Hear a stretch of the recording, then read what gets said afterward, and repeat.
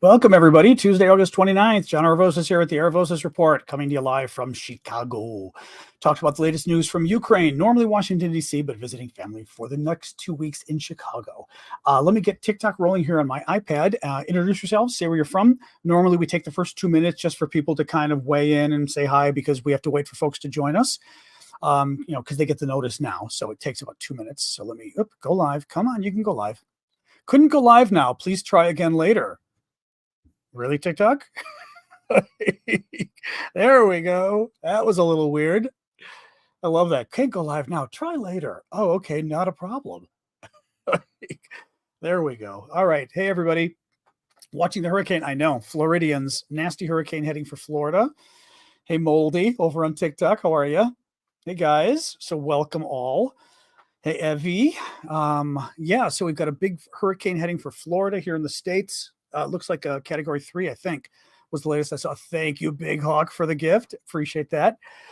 Woo, man. What's going on, folks? How are we doing today? Where's everybody hailing from? I'm in Chicago, as always, recently, normally Washington, but I'll be in Washington in a few weeks again.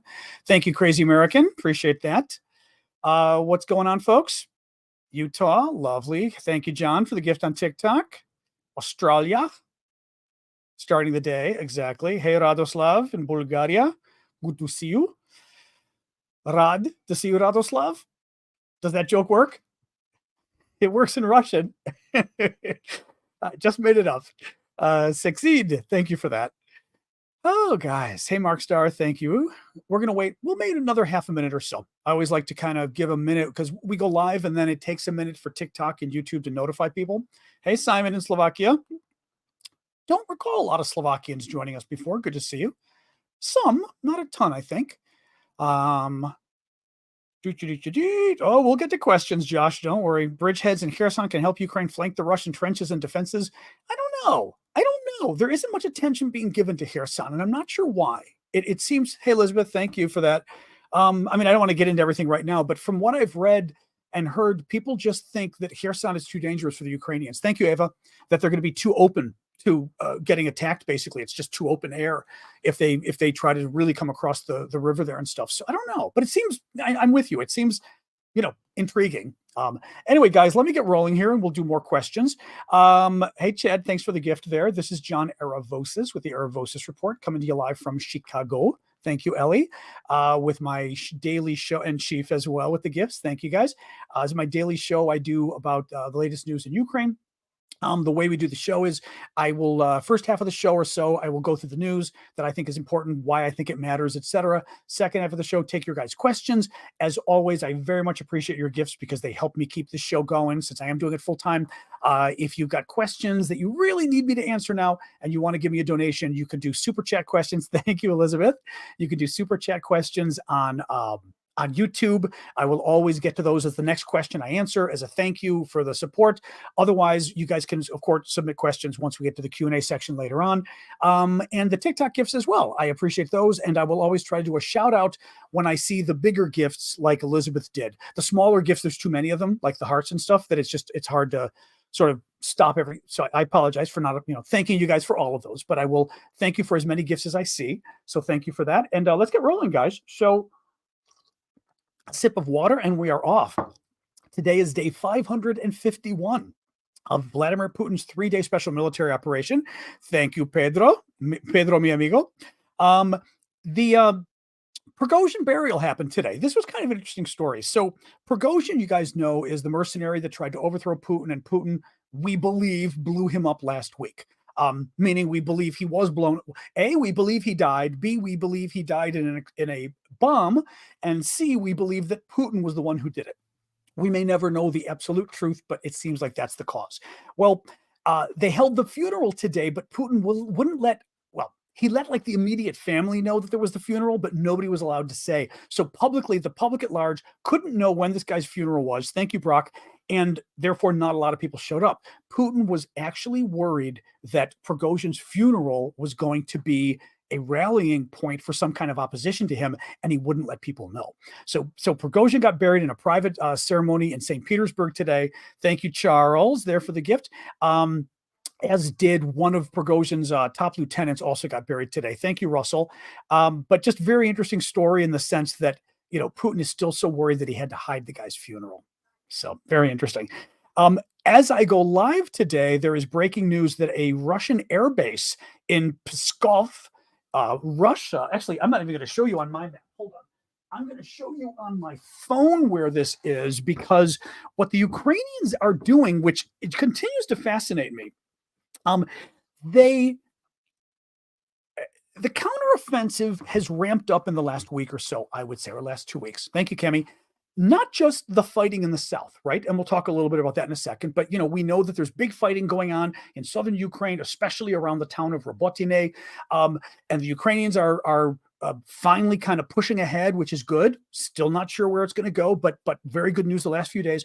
But at the same time, the Ukrainians seem to have ramped up the number of drone attacks they're doing. And not just Moscow. I mean, they're going at Moscow. Thank you, Scott. They're going at Moscow every day just to kind of be jerks. I mean, to be honest, I think they're trying to just poke Putin and embarrass him that he can't defend the capital. But they're also doing some really high-profile drone attacks that are being quite successful. Thank you, Lee Shaw. There was an attack a couple days ago at a military airfield. Thank you, Bullford, in Kursk, Russia, that blew up that the fighter bomber. Actually, there were a couple different ones, actually. No. Kursk was the one where there were, I think, 4 bombers and a MiG, I believe, that got blown up or damaged. There's also the other attack, and I'm forgetting which airfield this was. Thank you, Ali. The one that was the spectacular fire of the Russian bomber. Remember that one? That the Russians were saying, well, it was slightly damaged, and there was a fireball, and you could see just the nose of the plane sticking out. So they've had and by the way, all of these attacks are happening that might have been the Crimea one. I'm trying to remember, but all of no, Crimea was another one that they used anywhere between 40 and 70 drones to attack a military base in southern Crimea, which is Ukraine territory occupied by the Russians. That's the one that they attacked the military base. And they say, the Ukrainians, that they injured 300 Russian soldiers that had to go to the hospital. So they've really ramped up these attacks. Well, this attack is at an air base in Pskov. And I need to show you where this is. You guys are going to die when you see this, which again makes you wonder, where are they getting this from? Meaning, are these Russians doing this or are these Ukrainians? Hold on. I'm even going to try to make this easy. Well, hold on. I'm going to try to make this easier for you. Let me get my little pencil here. So here. Jeep. Okay. I did it in red to show you the Ukrainian border. So that's the Ukrainian border. I'm going to show you close up. Actually, let me here, make it easier. That's the Ukrainian border at the bottom, right? You see Moscow upper right. The red dot at top is where the airport is they hit. They hit 650 kilometers north of Ukraine, or 400 miles north of Ukraine they hit. That base is way up there by Latvia and Estonia. Look at Moscow to the right. Moscow's closer than this. This is good. This is really good. At least according to preliminary reports, thank you, Happy Beach, there was a lot of gunfire. There were multiple explosions. There was video, at least, or photos that I saw of a good explosion in the sky, showing that basically they hit something and something blew up, clearly, just judging by the fire on the ground. I didn't even put it in my notes. Right before I came on, I looked, and the Ukrainians are saying that they injured at least 2 aircraft. At least 2 Russian aircraft, which is great. Again, amazing that it's just interesting to me because this is good. Thank you, Elizabeth, that we're seeing the Ukrainians sort of ramp things up in other ways than just the counteroffensive in the south. Thank you, Kona and Adventures. 2 big battles in the near future. So the 2 big battles to keep an eye on for what's coming up sort of in the next few days and the next few weeks are going to be Kupiansk and Tokmak. So Kupiansk, see if I've got a pencil. I'll use my finger. Kupiansk is up here in the north. Kupiansk is the big Russian counteroffensive, I would say. The Ukrainians took back Kupiansk, I think in the fall, actually, last fall. The Russians are trying to take it back now. This is where the Russians have poured in about 100,000 men. They are trying to get the land back, but they're also trying to, let me know if my microphone, I always worry about the stupid microphone because it has a loose connection. But the Russians are trying to take the land back, and they're also trying to push the Ukrainians a little bit off balance, right? Because the Ukrainians are trying to fight the counteroffensive in the south. So the Russians are trying to do a lot of damage up here. So the Ukrainians basically go, crap, right? If the Russians are at risk of taking back towns here, the Ukrainians maybe have to move some of their troops from the south to the north, right? That's what the Russians are hoping. So Kupiansk in the north is what the Russians are going after. Now, let me look a little bit here. Michael Clark from Sky, I looked at some analyses people were giving. So Michael Clark of Sky News says what the Russians are obviously thinking is if they can either take something now at Kupiansk, or when the Ukrainian offensive in the south has run out of steam, which at some point it must do, then the Russians will attack over the winter and try and get into the north and give the Ukrainians something else to worry about. So in other words, what he's saying is either the Russians are trying to take some land right now to cause trouble for the Ukrainians, or they know eventually the southern counteroffensive will peter out. I mean, it goes as far as it can go, and then the Ukrainians dig in, and then perhaps the Russians will try to counter up here even more in order to basically take advantage of the fact that the Ukrainians have sort of, right, petered out because they got tired and they need to take a break. So that's what we're going to see with that. Mozgodrotka. Spasiba, or Jakyu, I should say, for that.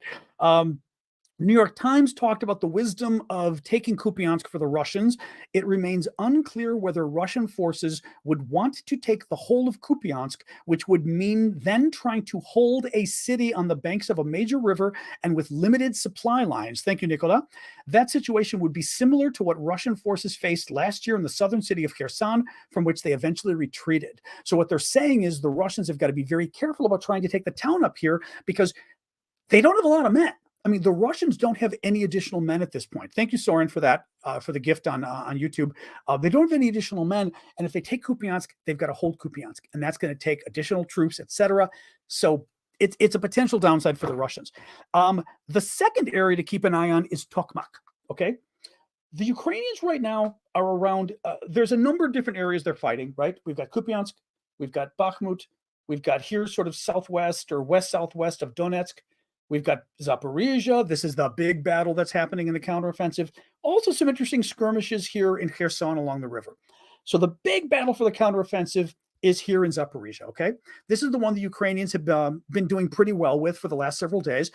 It's very hairy. It's very dangerous. It's very bloody, but they are proceeding and they've gotten through the first and maybe even the second line of defense of the Russians I was reading today, which would be great news. Doesn't mean there isn't more laying ahead that's really dangerous, but again, better Ukraine moves ahead than Russia move ahead. So the Ukrainians are here. They just got through the town of Robotine, or Robotine. I'm saying Robotine like an American, Robotine. Looking, Sky News, as Michael Clark was saying, well, we know this anyway. The next target is Tokmak. Tokmak is along the way to Melitopol. So Tokmak is maybe, Ukrainians maybe are here. Tokmak is maybe here. They're about 18 miles from Tokmak, 25 kilometers, but there's a lot in between of mines and trenches and other defenses which make it hard for the Ukrainians to travel that distance. But nonetheless, they have to make it to Tokmak and then they have to make it to Melitopol because, as you guys know, anybody who's watched the show, I always talk about the fact that, and don't even think of correcting my pronunciation of Robotine. Don't even think, because I've had multiple Ukrainians correct me, and I was correct in how I was saying it. So you go there at your own peril. Give me food. I'm just warning you now. But Ukraine's goal overall is to cut the counteroffensive in half. The Russians occupy all of this, and Ukraine needs to either cut them here, maybe cut like this. But the idea is to make sure that one half cannot communicate with the other, can't share weapons. And then once that happens, once they cut it off here, then they really take down the bridge down here. That's the Kerch Bridge. The ones Ukrainians have gone after, Putin's been rebuilding it so that you now isolate this entirely. And then it gets interesting. Thank you, Maverick, for the whale. We'll give the wave on TikTok. Cliff Wolf is asking, thank you for the question, Cliff. Super chat question. Why are the Ukrainians not attacking the port and fuel storage in Sevastopol as well as daily bomb the city? Sevastopol, I mean, I don't know per se, but Sevastopol is down here. Major Russian naval base in southern Crimea. Crimea is the territory the Russians stole in 2014. Now, a couple different things. It depends. Ukraine has been attacking a lot of places in Crimea. We know that. Okay. I'm trying to remember. There was the military base down here. They did sort of an amphibious incursion here just in the last week, killed Russian troops, destroyed supplies.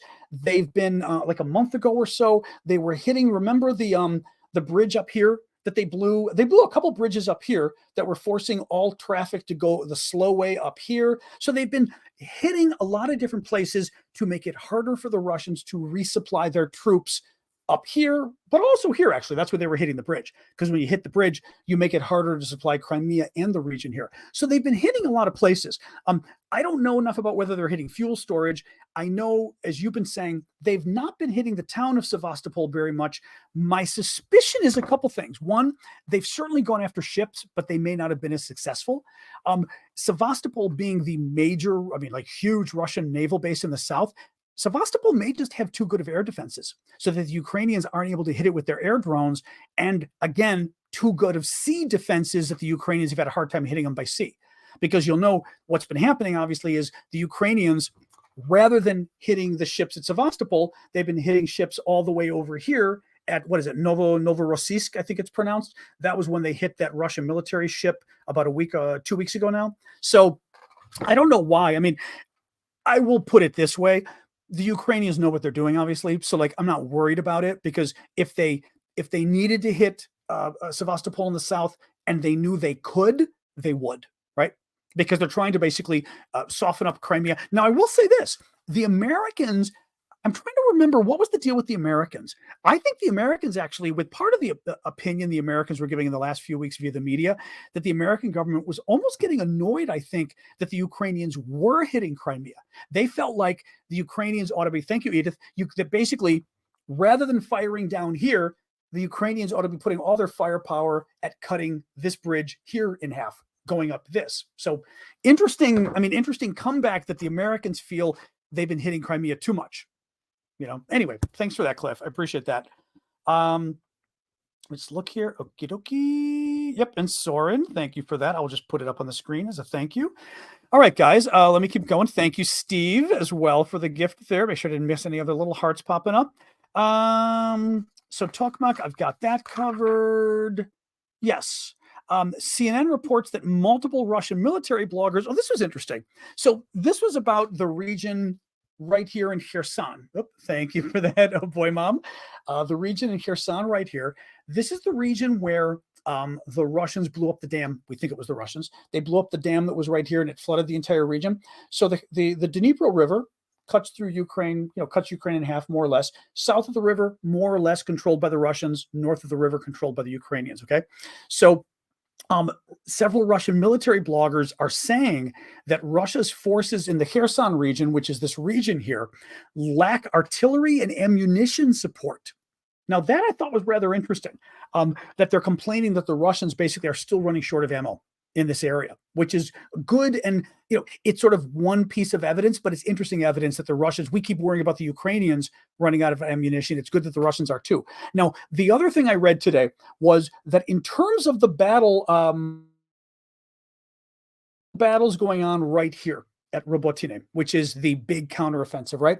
That basically it's turned into a bit of a, I'm trying to find the word that they were using. A triangle of chaos, I think they may have called it. Thank you, Happy Beach. Almost called you something by accident there. that would have been a bad mispronunciation. Thank you, Happy Beach. I appreciate that. That was kind of funny. What's been going on here is something called like the triangle of chaos or something. But basically, the Ukrainian troops are fighting very up close against the Russian troops right now. Thank you, Philman, where they are literally fighting, like mano a mano, troop to troop, straight on. They're apparently, what's happening is they are in the middle of the trenches now because they made it through the minefield. And one report, like I said, that I read said the Ukrainians may have even made it through the second line of defense. There's 3 big lines of defense there.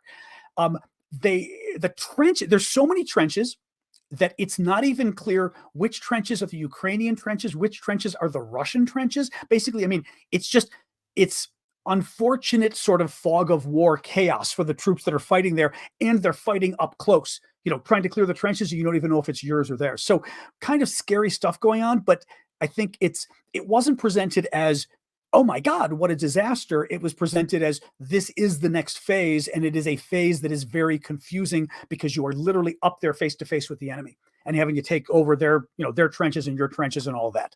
So just kind of interesting as far as that goes. Let me do a quick pitch. Thank you, JRD, for my memberships, etc. So one of the things I always sort of hit you guys up for is if you can consider joining some memberships to support my work. You could certainly give one-time donations, which frankly are very helpful. So please do if you can. You can do that via my Cash App, my PayPal, my Venmo. You can find those. You guys can find those via aravosis.com at the bottom of your screen. You guys can go to aravosis.com, my last name. Thank you, Adam, for the TikTok gift, and JRD as well. Or you can also just go to the Linktree link that is in my profile on TikTok, click it, and you'll see a list of links, including my Cash App, my PayPal, my Venmo. So I certainly appreciate gifts there because I do this full time. This is my job. So when you give the gifts, it helps me keep doing the show. So thank you for that. But also, I really like the monthly memberships as well. And the monthly memberships, you guys on YouTube know that you can do they can do the I was worried about the connection. Somebody's got a bad connection. Reboot, and you may be able to hear it. So what happens on YouTube is you can become a YouTube member, where the people in green are the folks that are monthly members. YouTube now has membership for people's channels, Samantha, Greg, etc. And you can click, I think it's a dollar sign. Yes, it's the dollar sign that's by the comment box at the bottom, and you should see one of the options pops up that says memberships. For you guys on TikTok, you can obviously use the TikTok memberships. I think those are a star by the comment box at the bottom, and you basically subscribe to my live. Thank you, user 2119. Appreciate that. Thank you, Adam. And I always like the ones where I can like wag the thing behind my head. But for you guys on TikTok, that's another way of doing it. And for everybody, another way is Ko-fi, which is ko-fi.com/Aravosis. You guys have the link there. You guys can find the Ko-fi link in my profile on TikTok. It's another way of basically just giving a monthly contribution. And finally, you can also do it on Twitch, and you can do it on Discord itself. Now, Discord is kind of an easier way because all of these integrations, other than TikTok, because TikTok is still getting fixed, but all of the other monthly integrations give you VIP membership in our Discord community. Now, first of all, in general, they're just useful because you guys help me out. If you become a monthly member, it's just a monthly donation, which helps me. But as an added benefit, you can become a VIP member of my Discord community, everything but TikTok. Like I said, TikTok's broken right now. They're trying to fix it. And that means you get access to our VIP auctions. I will say this, everybody, including TikTok, I also have a Saturday morning show that I do at 11 a.m. Eastern time, US. Thank you, Brigitte. And you can join our Saturday morning show, and it is for our paid subscribers. So all of our monthly subscribers. So anyway, lots of different reasons you can help me out. So I appreciate it. And back to the show. If you got any questions, ask the mods. They'll sort of fill you in how you guys can help out, but I appreciate it if you can. Now, kind of a disturbing story today. Really disturbing story, actually. This is not good news. The co-chair, a Republican in the U.S. House of Representatives who used to be very good on Ukraine has now become very bad. He is the co-chair of the House Ukraine caucus. So it's members that care about Ukraine. He's one of the top two. His mother was Ukrainian and fled Eastern Europe to flee communism in Eastern Europe. So you'd think his mother is the perfect example of a Ukrainian that was basically oppressed by Russians because she fled the Russian communists, right? He's gone totally bad on Ukraine. He was a big supporter. I'm going to read you sort of some of the things he said. He says, I think the time has come to realistically call for peace talks. I know President Zelensky doesn't want it, but President Zelensky, without our help, he would abjectly lose the war. And with our help, he's not winning. It's a stalemate. I'm going to read you a little bit more here. This guy is repeating Russian talking points about the war. I'm not saying that to be catty. I'm saying that quite literally. He's not giving his own opinion. He's giving the opinion you get from the Russian trolls or from the people who are basically like the knee-jerk MAGA people who are basically, what I mean is, when I say knee-jerk MAGA, I mean the MAGA folks that are anti-Ukraine because Trump is bad on Ukraine. So they just go super anti-Ukraine and they use the same arguments.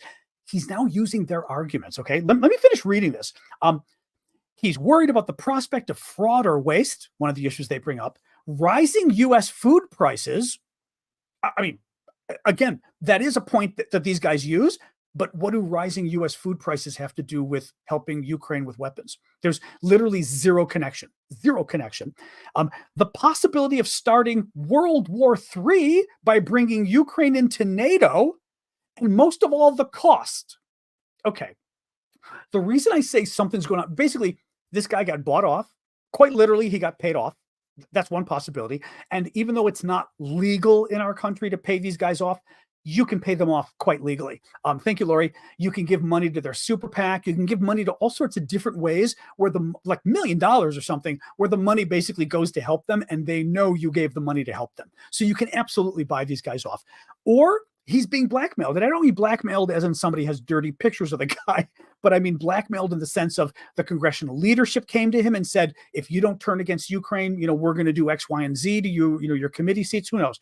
But to go through a couple of these things, he wants to have peace talks with Russia. Okay, peace talks with Russia are fine.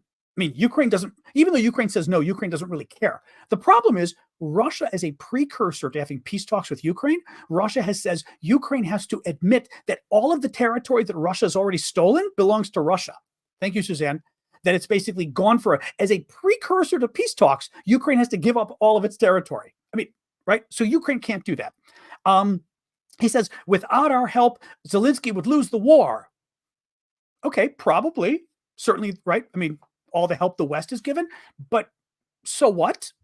I mean, he's insinuating that somehow it's illegitimate, right? That Ukraine is holding Russia off. Without our help, they'd have won the war. They'd have lost anyway, so we shouldn't help them.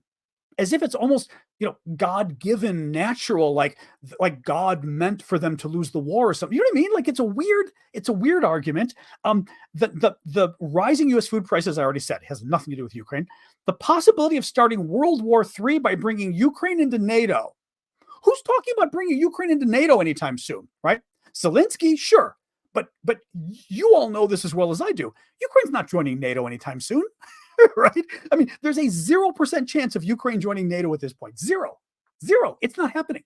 And he's saying that because Ukraine's going to join NATO and World War III is going to happen, we have to basically give up now. But do you know what I mean? Like, they're not joining NATO. So World War III is not going to happen. But actually, the other point, if you really want to dig in, if Ukraine were to join NATO, World War III wouldn't happen. World War III would be avoided. Because if Ukraine joined NATO, just like Finland joined NATO, if Russia attacked Ukraine or started World War III, we would destroy them, right? Russia is having a hard time beating Ukraine. Russia's not going to attack 31 NATO countries, including the US, Great Britain, France, Germany, Norway, right? They're not going to attack us. And if Ukraine joins, they're not going to touch Ukraine. I mean, so even the logic of it doesn't make sense. The whole reason people are arguing for Ukraine to join NATO is because then Russia can't do a thing. Because once Ukraine joins NATO, if Russia lifts a finger, we would destroy Russia. Or, okay, I always like to sort of explain this. Either Russia starts a war with us and we use nukes and we all die, including all the Russians. So we don't want to do that. But also, guess what? Russia doesn't want to do that. So Russia's not going to do it because Russia doesn't want to get nuked and like have the war end. Or we don't use nukes and we destroy Russia in a war, because a war without nukes, we would destroy Russia. And Russia knows it. So Russia isn't going to want a war without nukes. His argument is BS. And that's why I say somebody put him up to this. But this is really concerning because this is the top Republican who is one of the top two people in the U.S. House of Representatives as Ukraine supporters, whose own mother was a Ukrainian fleeing communism, and now he's gone soft and he's putting out Putin talking points about Ukraine. That's really scary. I'm just saying this is something to keep an eye on, and this isn't about just this guy. This is about his name is Andy Harris of Maryland, Republican House Freedom Caucus, which means hardline Republican, but he totally caved. Andy Harris of Maryland. They've got something. He has some. I will put it this way: and this is my 30 plus years in politics in Washington, there is a corrupt reason why this guy is doing this. The corruption doesn't have to be money someone paid him, but as I said, clearly somebody could have given a donation. Somebody could have threatened, by the way, thank you, Timothy. Someone could have threatened, and Happy Beach as well. Somebody could have threatened to give money to his opponent, like, I'll put millions in to fight you.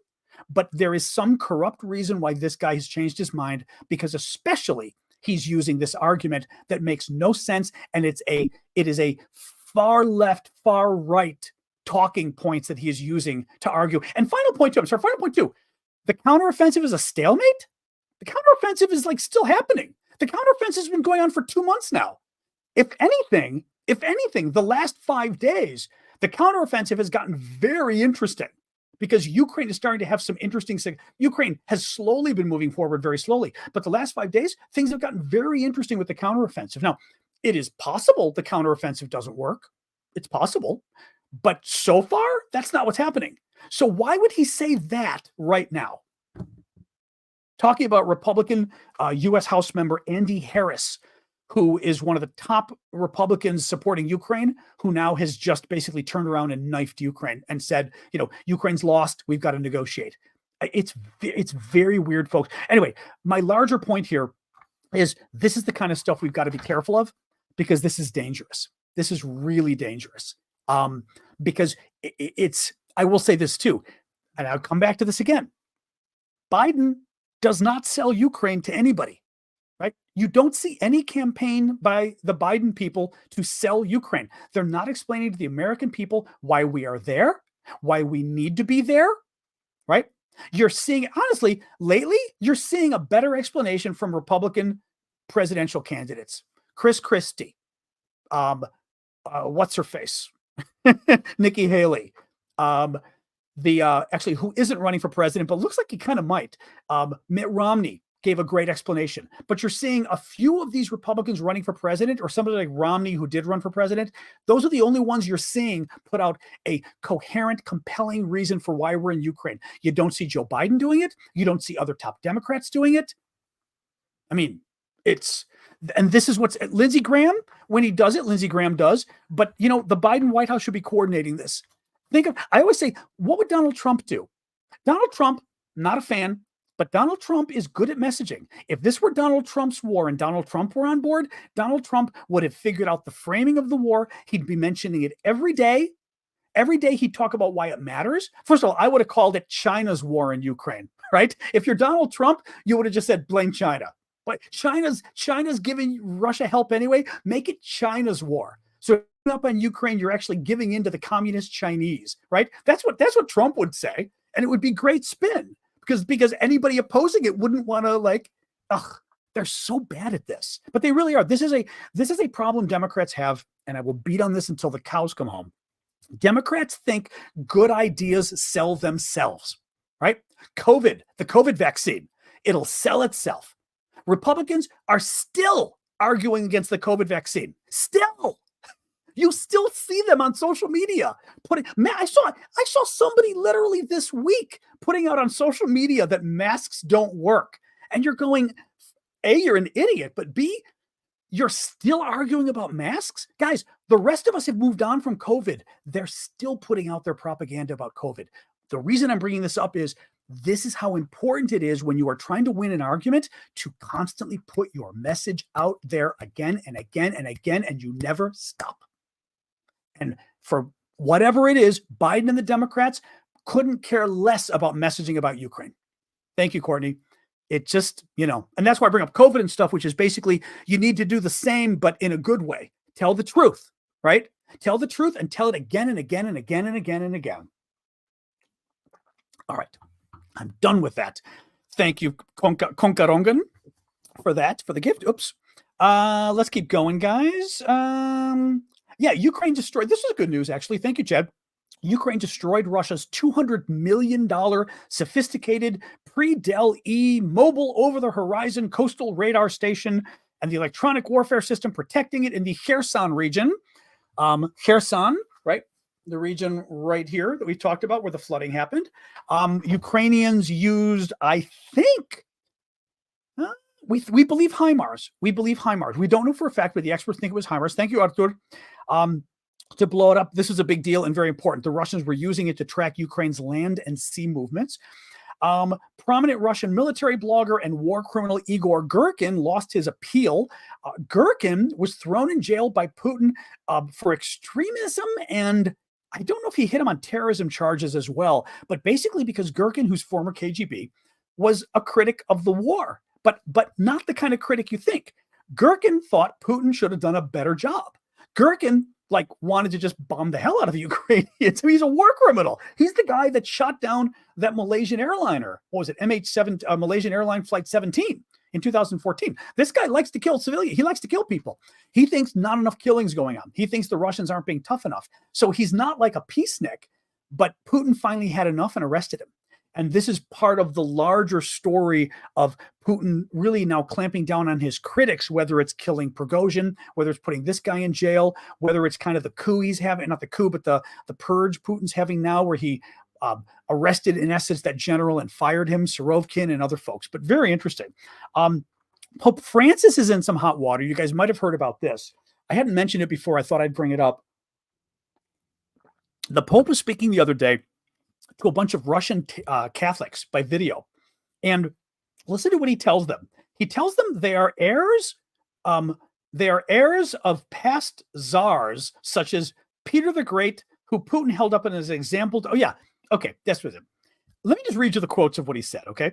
Don't forget your heredity. You are the heirs of the great Russia of the saints, of kings, the great Russia of Peter the Great, of Catherine II, the great Russian Empire, cultured, so much culture, so much humanity. You are the heirs of the great mother Russia. Go forward. And everybody listening to this went, are you insane? Like, the great mother Russia is the whole problem with modern Russia today. Putin himself talks about Peter the Great as though Putin is Peter the Great, and he used Peter the Great to justify the invasion of Ukraine. So hearkening back to Peter the Great is reinforcing Putin's talking point of why Russia needs to go and invade its neighbors. I mean, it's crazy. Again, the last thing you need to do to Russia now is stoke up their historical ego and say, you were really good before. Why don't you be like that again? Right? Because before, Russia was the Soviet Union, and then they were they were that evil empire, and then they were a different evil empire under the czars. But that's what the Pope is telling them to hearken. This Pope seems to do really good things and then comes out with incredibly stupid things that he says, right? He's pretty good on a lot of stuff, but that he really gets idiotic sometimes. And this is one of those weird idiotic moments. Remember, he did something, what was it, several months ago? He had some other thing he said about the Russians, and we all were like, what? Remember that he was justifying something, and we kind of all jumped on him, and he kind of backed off? I forgot what it was, but he said something really stupid. In any case, finally, Institute for the Study of War says that Russia is having a very hard time getting new recruits. They have increased the pay for their troops. One example, Putin said at the beginning of the war, the lieutenant was receiving 81,000 rubles a month. By October of last year, that same lieutenant would have been receiving 195,000 rubles. In other words, 2.5 or 2.4 times the salary. So Putin has increased the salaries by, it was 2.4 to 2.7. That they've increased the salary, and so almost tripling the salaries, and they still aren't getting enough men.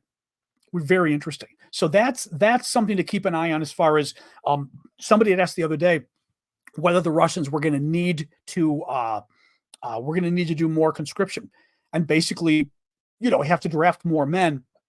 It's pretty clear they're going to have to. The question is how they do it, and if they can do it slyly enough and coyly enough and quietly enough that they don't freak everybody out, because last time they did this, up to 1 million men fled the country and fled to the border, right? So, all right, that's it for the news. Our auctions end tomorrow, so I will show you a couple fun little auction items. I'll show you the same ones. I'll show you the same ones. We have different people each day. So we have auctions we do to benefit Ukraine and to benefit my work. We do them on our Discord every day. The auctions end on the Wednesday of each week, so that would be tomorrow. And you basically go and you bid. It's open to everybody. And 50% of the final bid will go to Ukraine. 50% will go to me because I do this full time. So it's another way to support my work. And it's pretty fun because I've been able to get really cool stuff from Ukraine. So I consider it also kind of a fun cultural thing, being able to sort of showcase cool Ukrainian things. But for example, cool Ukrainian Christmas ornament that I bought, made by a Ukrainian artist, which is really neat. Same on both sides. It's a cat, but it's done traditional Ukrainian style, which I like these a lot. I've always found these this sort of fashion of painting really cool. But that's one of the things we're auctioning off. Another one is oops, it's sticking to my, don't stick. The Velcro is sticking. It's a Ukrainian military patch. The flag, which is the most important and the most popular one that you'll see on Ukrainian troops. It's got Velcro on the back. It was just sticking to the third thing I'm going to show you. It's real. It is not used. It's a new one. I personally prefer used ones. I do have some other used patches we're getting soon, but not of these. But it's a new one. Vlad got it in Ukraine. Vlad even got in trouble in Ukraine for exporting this because they were wondering why he was exporting real military patches. So it's real, but this one's really neat. And the third thing I've shown you guys before, and I do love this a lot. I still have to consider whether I'm keeping one of these for myself, but this is a bracelet the Ukrainian government made. Thank you, user 336, from the last steel from the Azovstal steel plant. This is the steel plant that the Russians were basically 14,000 Russians were fighting 2,000 Ukrainians, excuse me. You can see the Ukrainian trident there. 14,000 Russians firing at 2,000 Ukrainians, and the 2,000 Ukrainians held the Russians off for 2 months. And what the Ukrainian government did to honor them, they went and they got the last batch of steel from the plant because the Russians now control the plant, and they bombed the hell out of it and made these bracelets out of it. So the steel is actually the steel from the plant. Anyway, it's very cool. It's a nice bracelet, very popular. They're not making them anymore. So I've got, the last couple that I've got, and that's in the auction too. Go check it out. You'll find the auctions over at our Discord community. We can go to Discord a little bit tonight too. We'll go and hang out a little after the show. It's discord.aravosis.com. I'm going to put this over here so I don't lose it. And go check it out. And you will also see a public area and a VIP area. The VIP area of our auctions are for the paying members. So very cool for that. In other words, there's a way of thanking you guys who are the monthly membership members. So, all right, guys. Questions. What do we got? Hit me up. And please do keep the, oops. What have I got here? Please do keep the the gifts coming on TikTok and YouTube as well, please. Thank you. Tanks, no tanks update. I know. I'm telling you, we had heard possibly Ukraine was going to even get a few of the American tanks by the end of August, but it hasn't happened yet. So we'll see. Initially, the plan was for them to hopefully get them in September, and then we heard maybe even a few by the end of the month. We've only got about 3 days left, so it'll probably not happen until then. So. Barbie. Yeah. Asking which movie. I haven't really seen Barbie or Oppenheimer, but I've heard both are really good. So I can't tell you which one. I don't know. I haven't seen them. Okay. Ukrainian UAVs attacking Russia again. Good. Did you see that Ukraine revealed its underwater drone Marichka? They look like giant torpedoes. Yes, I did see they put out a video maybe 2 weeks ago on that, which was really interesting, showing the underwater, basically they're underwater torpedo submarines in essence, but they're unmanned. So they're like drones, but right to wear pink to Barbie. I know I don't have pink. I definitely don't own pink. I'd wear it if I had it, but I don't. Do I watch all the Ukraine TikTok reporters? There's a few. Yeah. Like I like Sasha. I'm trying to remember what's her name, but honestly, TikTok, I follow, what's her name? Xenia, something like that. I'm forgetting her name now, but I typically watch whoever pops up in my feed on TikTok. Xena? It's not really Xena though. Does she go by Xena? Okay. I think whenever I think of Xena, I think of Xena Solo. There you go. I was thinking Xena alone sounds like Xena the Warrior, right? But I typically watch whoever pops up in my feed. So I do follow her, but she doesn't pop up as much for some reason. I don't know why. Kind of weird she doesn't pop up. Actually, Sasha doesn't pop up either, which is weird. I do not. I have burgundy on right now, but I guess it does probably look pink in the camera. So I guess if I go to Barbie, I'll wear this and try to get away with it. I saw the Ukrainian landing in Crimea. If you mean the one that happened a week ago, yes, because the Ukrainians went and did really interesting, actually. They did an amphibious landing, so coming in by sea, and they landed right here on Crimea, again occupied by the Russians. Landed killed a bunch of Russian troops, according to their own reports, blew up a bunch of Russian equipment, and then left again. And it really freaked the Russians out because the Ukrainians weren't supposed to be able to do that. Like an amphibious landing, it was supposed to be impossible. I mean, the Russians were supposed to have too good of defenses for that, which is really interesting. So the Ukrainians did it, which I think freaked the Russians out a little bit, Yeah, malcontent was good too. Something imploded there. Yeah, I heard, but I he seemed good. I mean, Yulia, of course. How do I not mention Yulia? She'd kill me. So Yulia's very good as well, obviously. First name is Ksenia. Okay, figure. Well, that's why I was saying Ksenia because I know. Oh, it's actually. I'm trying to remember because Ksenia reminds me more like Greek actually, which is funny. Because like a Xenos is a foreigner. Anyway, I am with humanity. Good for you. All right, what else we got, guys? More questions, or topics you want to talk about regarding this or anything. Ships arriving or leaving Ukrainian ports. There was one the other day that got through, which was good. The second one, I hasn't heard anything since then, but it may be a precursor to Ukraine be able to sort of revive the grain exports. Heard a rumor that the drones were launched from some of the Baltic countries. I doubt it. No. I mean, it's possible some person did it, but the Baltic countries themselves would not want to be using drones to attack Russia. No, they wouldn't do it. As members of NATO, they wouldn't do it. Why still no attackums? Because for some reason, Joe Biden's afraid of Vladimir Putin, and I don't know why. Yeah. He thinks Putin's going to go nuclear or something if he sends long-range missiles to Ukraine, even though they've already got long-range missiles from the French and the Germans that go even farther. And there's been no nuclear war, but for some reason, if we give them, there'll be nuclear war. Thank you, Red Watts. I think it's ridiculous, and I have no idea what's up with Biden on it. So it makes me mad, as you can see.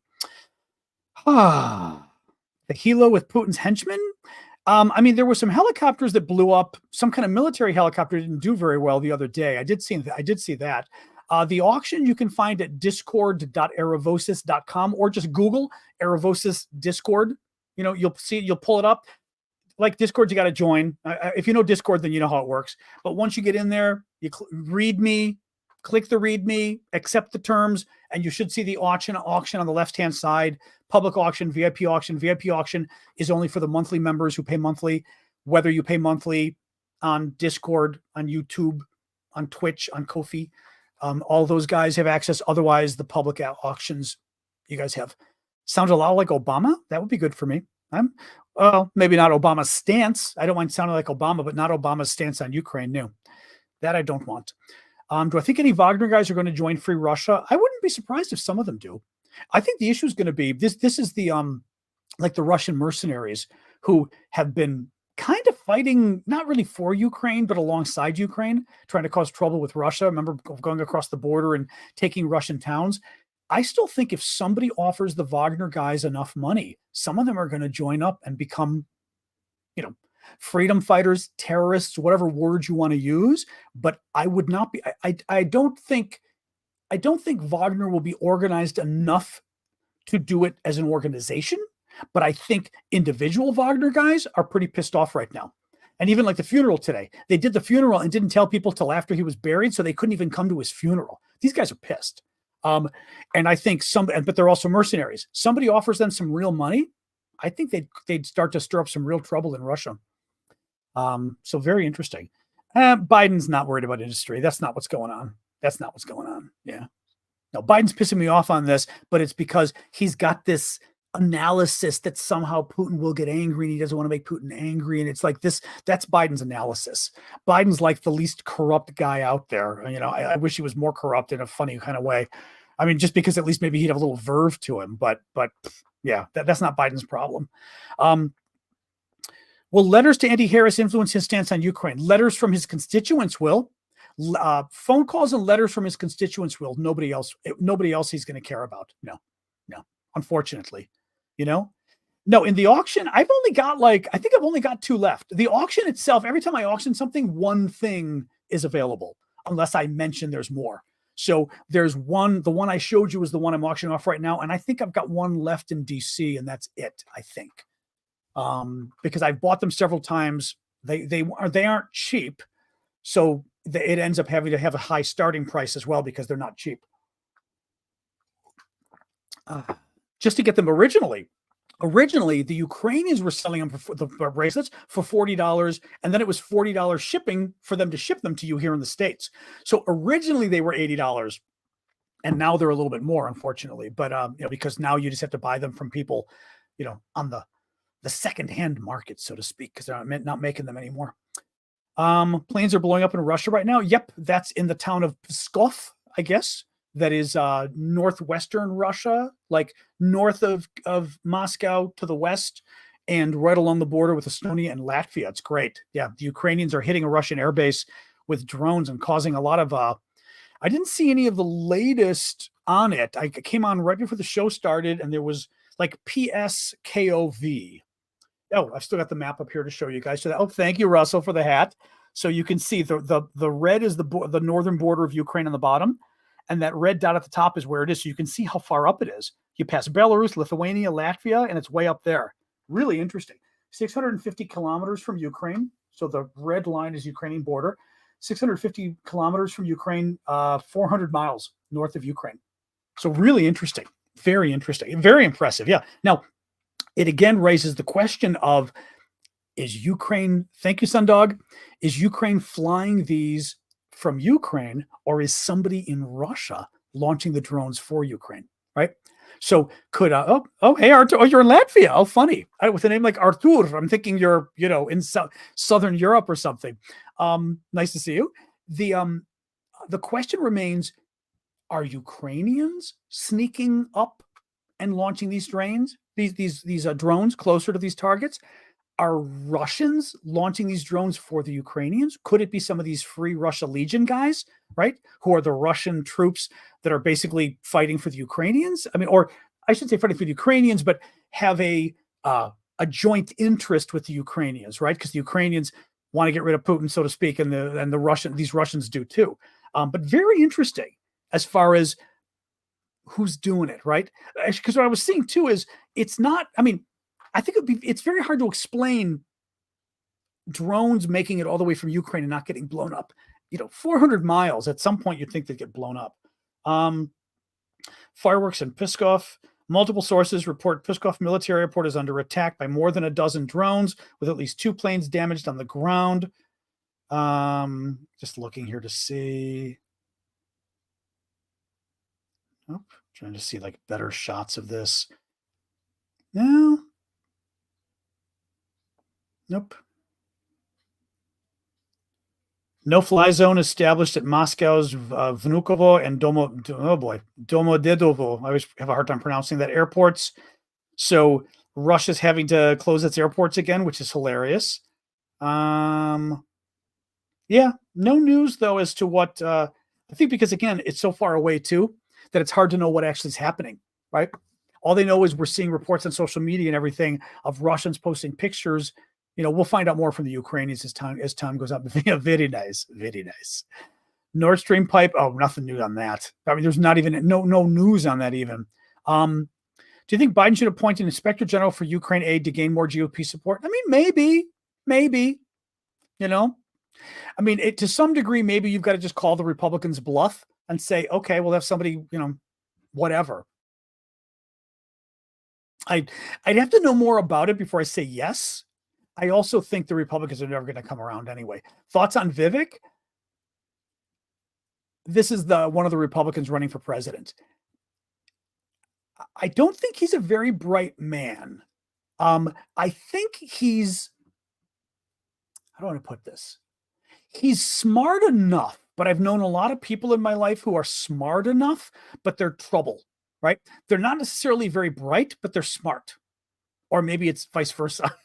But you know what I mean? Where basically they're able to weave a very good argument and facts and this kind of stuff, but they're kind of spouting BS, but they're very good at weaving their BS. And I think he's like that. I think he's quick, clearly, but issues he's talking about that I know about, he talked about some crazy thing with the Congress that as vice president, he would go and propose legislation. And it was like, no, vice presidents don't do that, right? His Ukraine position is insane. He thinks Muslim warlords are going to take over Ukraine. He said, we have to cut our aid to Ukraine because it's going to end up like Afghanistan, where all the warlords are going to take over and we're going to fund the warlords and it'll be like terrorism. And it was like, wait, Muslim warlords are going to take over, Christian democratic Ukraine and turn it into a terrorist state? Like, I don't think so. I'm not even sure there are any Muslims in Ukraine, to be honest, let alone any warlords. I mean, like, there are no warlords in Ukraine. But he worries me because he speaks very well, I think. I mean, I think he's an idiot, but he speaks so quickly and he speaks so assuredly that he sounds like he knows exactly what he's talking about. So if you don't know what he's talking about, you're going to think, wow, that guy really sounds like he knows what he's talking about, right? And he fools people, Dennis, good to see you. Always good to see you there. So yeah, he worries me. He worries me because I think it is a little like Ben Shapiro. Ben Shapiro, I think, is very smart. I don't like Ben Shapiro's positions, but Ben Shapiro is legitimately smart. Vivek isn't smart. He's maybe a bit of a con man is a good way of putting it, because I think he speaks very well, but I think he spouts BS. Literally, everything he talks about, you're like, that's not what's actually like I said, the Ukraine, not gonna be a warlord. A warlord? I mean, that just doesn't even make sense in Ukraine, But he's also trying to get the Trump vote. He actually, what people think he's trying to do is he's trying to become Trump's vice president, nominee for the election, so that he's basically trying to repeat everything that Trump believes, but ramp it up 10 times, basically. Yeah, exactly, Brandon. I was just thinking of the same thing. He wants to be VP. So he's not criticizing Trump, but he's also repeating Trump and being even Trumpier, What else we got, guys? Putin is an idiot pretending to be smart. I just don't know what the deal is with Putin. I don't know. He seems crafty. I mean, Putin definitely seems very crafty, right? He's done well. He's stayed in power for 20 years, right? He's consolidated his position. This war has been a big mistake, but up until now, thank you, Arthur. I don't know if Putin's lost his marbles or if he's just, at some point, your luck runs out. He got into this war, and because also think about it. I mean, Putin got into the war, and from what people were telling me, Putin got into the war in 2014 when he invaded and took Crimea in southern Ukraine. And back then, all of his advisors said, don't do it. Don't invade Ukraine. It'll be a disaster. The NATO is going to go crazy. They're going to fund Ukraine. Sanctions will destroy our economy. And Putin did it anyway. And, Obama rolled over and NATO rolled over. And Ukraine couldn't fight back because Ukraine didn't have the military to do it at the time. So Putin kind of felt like, see, I wanted to go in and do this, and look what happened, right? Well, what up? Hey, Twitchers, go destroy that person. I said, do we have anybody on Twitch? Any of our mods today? I hope so. So we can get rid of that person. Feel free to. I don't know if any of our folks are there. We lost, what's his name, which is really sad. We had a wonderful guy on Twitch. Oh my God, I'm already forgetting his name. His handle, but he died. It was really sad. Anyway. Evie, I mean, no one else is seeing the comment here. I can try to go on Twitch as we're talking. We do need another person on Twitch. Is Jens there? I don't know. Jens may not be there today. I mean, because again, it's not such a big deal. Let me see if I can go on really quick while we're talking, guys. I mean, it's one crazy person trying to promote themselves, but big deal. It's about, are you a mod? The scroll up. Exciting Under or whatever is a troll trying to spam us some website of his. Go get him. Got him. Manda's there. I forgot that some of you are multi-purpose mods, so to speak. Thanks, Manda. I totally forgot like you were even on Twitch as well. Thank you for that. All right, guys. What else we got? Anything else? Otherwise, let's well, the thing is, okay, Give Me Food says, realistically, what could Obama have done in 2014? Fair point. Ukraine didn't have the military they have today back in 2014. The U.S. still could have given them more weapons to at least put a bigger dent in Russia. Clearly, the U.S. and NATO, and I say U.S. and Europe, we could have put sanctions on Russia back then like we did now. We could have done the sanctions back then. We didn't. I mean, we could have done that at least, right? But we didn't. So that still bothers me, but whatever. Oh no, Oh, Helicon? Well, you're there on Twitch right now. Did someone ban you somewhere else by accident? I can't actually ban on, I mean, I can ban on Twitch, but I've got to log in and stuff. It's a pain. That's why we have mods over there. Anyway, guys. All right. I think let's close it up. I will do a recap of the show, and then let's go over to Discord and hang out for a little bit, because then afterwards I've got to make some dinner for Ma. Something easy. All right, so let's do that. I will do the quick recap of the show. Oh, you got banned for a second? It was a mistake. Okay, sorry about that. It happens. Hey, as I said, I once banned right when my show had begun, like first couple of weeks, and we used to, Russian trolls everywhere. And I once banned one of our moderators by accident, and then I made the Russian troll a moderator by accident. And the Russian troll didn't know, and I was like, oh, I was sitting there like going, and I'm trying to like, la, la, la, as I'm talking to you guys, I'm scrolling my mouse to find the Russian and unmod them before they realize they're a moderator and can start banning people. That was really bad. Now, Grant, for some reason, is spreading Russian propaganda. And Grant, I got to tell you, Grant, I am blocking you, because there's no way a real person would ask that. So Grant just got his wings because Grant was trying to spread Russian propaganda. One of the things that I'll tell you guys this really quick, because it's kind of interesting to me. Russia, from the beginning of the war, has been, and you know how Poland's been amazing in support. I mean, amazing in supporting Ukraine.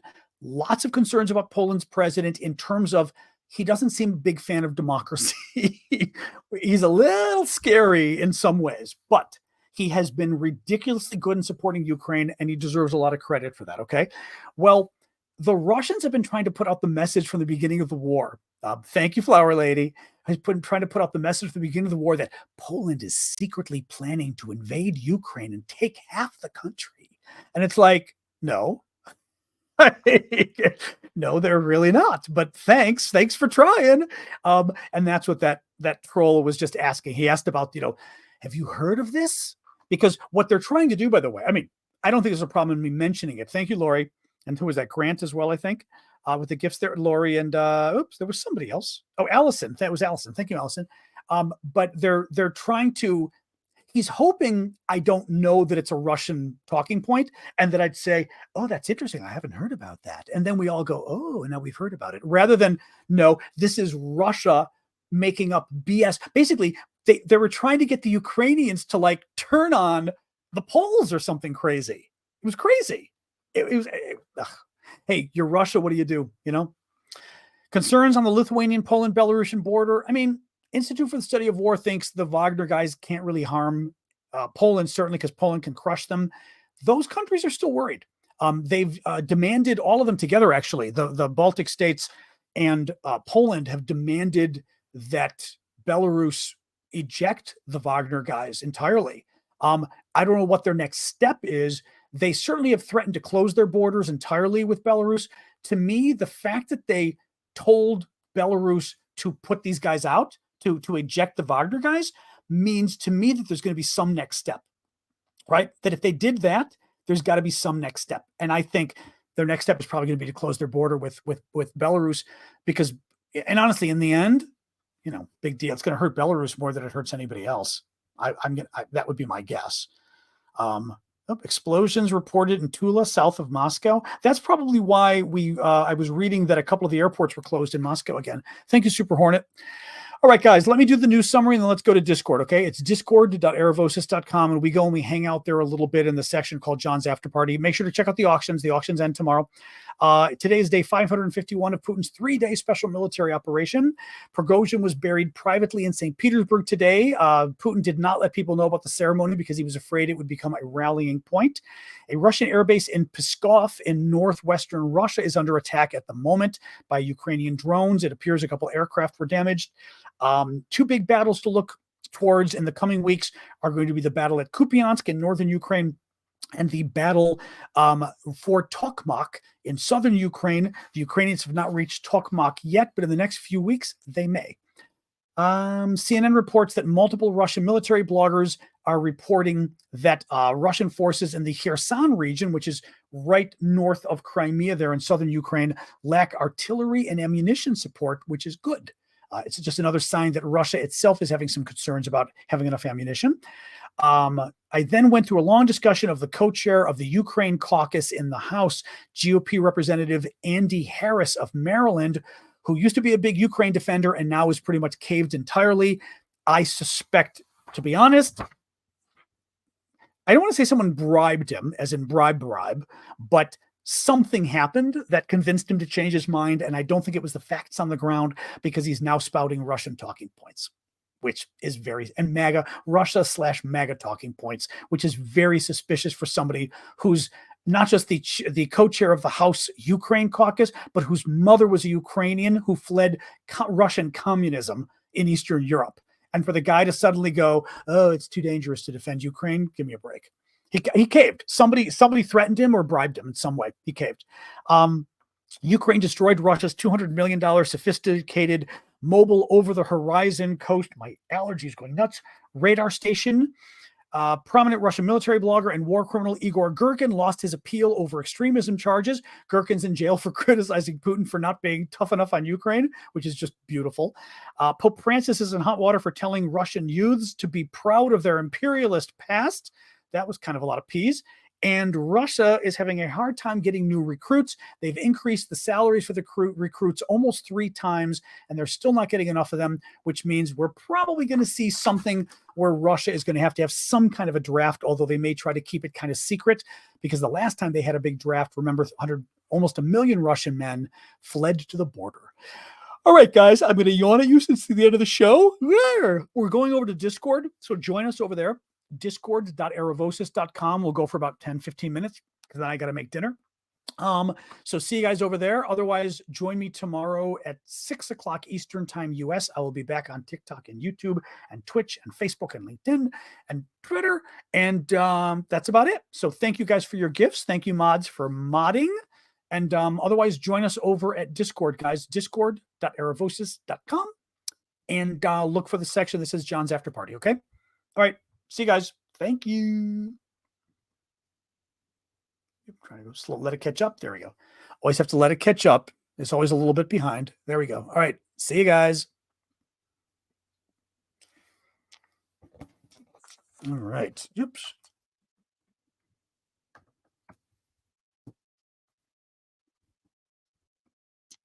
Oops. There we go.